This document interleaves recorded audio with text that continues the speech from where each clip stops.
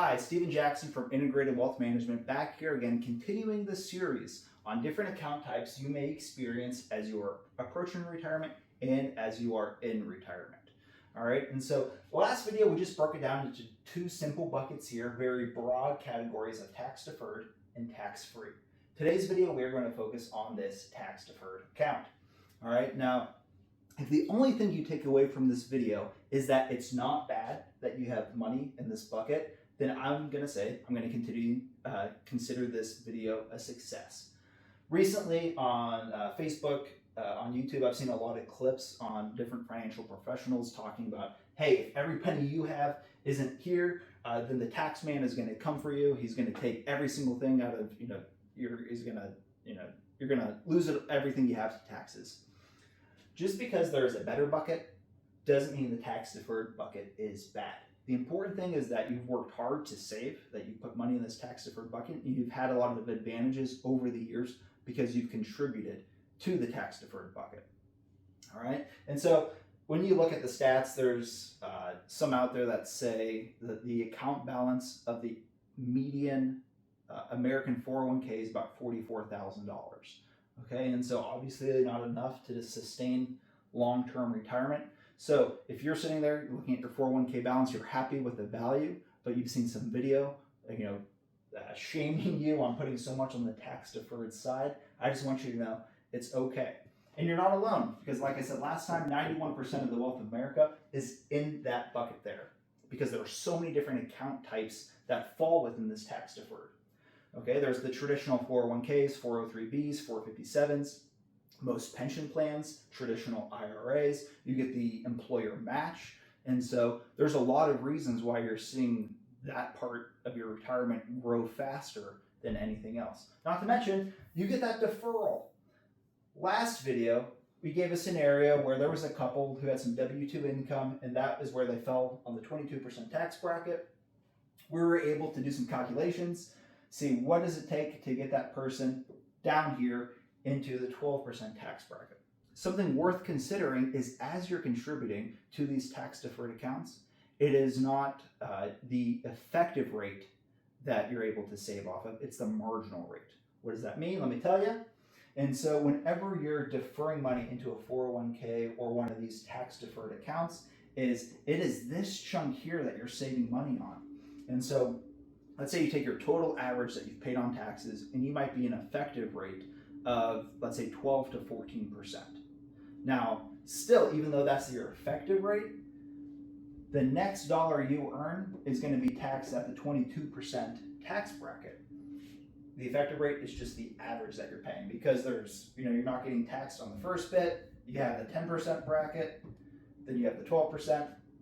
And so note that as you have your calculator out, as you're trying to figure out, does it make sense to defer or not, we're taking from that marginal rate, so that you might have more savings than what you actually might be anticipating, as far as the tax saving piece of it goes.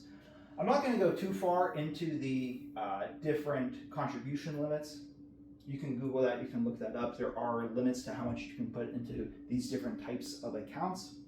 Again, the important thing is, as long as you're saving, that's going to be a good thing. Here's a few extra rules just to kind of go over as we're giving a broad overview of the tax deferred bucket. What does 401k mean? What does it stand for?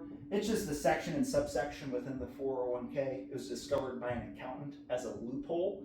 And so it's not like this is a gift given to us by the IRS. It was actually a mistake that they made that a lot of companies have been able to exploit and use to save a lot of money for retirement in the long run over the years. Second, let's just talk about pensions real quick. Oftentimes people come in, they're retiring soon, they get a document in the mail that says they can take a lump sum or a monthly payment. Now, most of the time this is going to fall in the tax deferred bucket, and there's some pros and cons of each that you need to calculate out. Here's one thing just to consider. If you do take that monthly piece, you have forced income for the rest of your life that's coming in as the form of ordinary income that you're going to be paying taxes on. Now, if there's a year where you don't need quite as much, or maybe you need more, your hands are tied. You have Social Security, you have your pension, and that's basically it. If you take the lump sum, what you have to do, or what your advisor has to do, is determine if it makes sense to generate income using that lump sum versus the monthly payment and how much you can get from that. Benefits of the lump sum moves directly over into an IRA, so you're not paying any taxes on it at that time. But it gives you full control of doing Roth conversions, of doing however many withdrawals you want to do within a given year. Maybe you want to postpone a certain year because you don't need the income.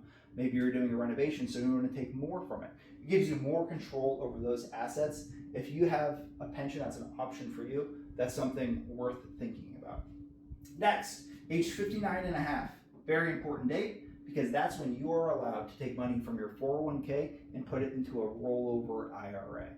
Benefit of that is it opens up the entire world of investing to you, where before your hands were kind of tied just based off of whatever your 401k administrator allows you to invest in. Now, rollover IRA, you can do anything you want with that, and that gives you a lot more power. Next, age 70 and a half. That's called a qualified charitable distribution. That's when you are able to give money to a charity, to a church, to a nonprofit, completely tax-free. So if you are a giver, if you are approaching the age 70 and a half, there's a better way to give that, we have a lot of generous clients. We know the reason they're not giving, the reason they are giving is not for the tax benefit of it. But if you do get a tax benefit from it, then maybe you're able to give more. And so that's one of the ways there. And then lastly, 73 is going to be the age of required minimum distributions. If you were born upwards of 1960, then that is going to be age 75 for your RMD. Basically what that is Uncle Sam comes knocking at the door, says, hey, you've been deferring this money long enough. We want our taxes, and you have to start making withdrawals from that. So like I said, most important thing that I want you to get out of this video is the fact that you have saved money is a good thing. If it's just not in the bucket that you want it to be in, there's time to do that. There's a lot of strategies out there for us to implement for that. And it doesn't come down to just what are you invested in either of these buckets. It comes down to how are we approaching the tax side of things. Are we making sure that we're not bumping you up when it comes to your Medicare premiums, or losing a healthcare subsidy, or making sure that all your gifting goals are achieved, because there's a lot of new rules out that limits you on the tax deferred side. It eliminates the stretch IRA rule, for example, and so now you have to get rid of it in 10 years instead of your beneficiary being able to spread it out long term. So a lot of information within here. We're going to be going more in depth within the coming videos. But again, if you have any questions, please reach out to Integrated Wealth Management, 330-896-1644. Thanks. Have a great day.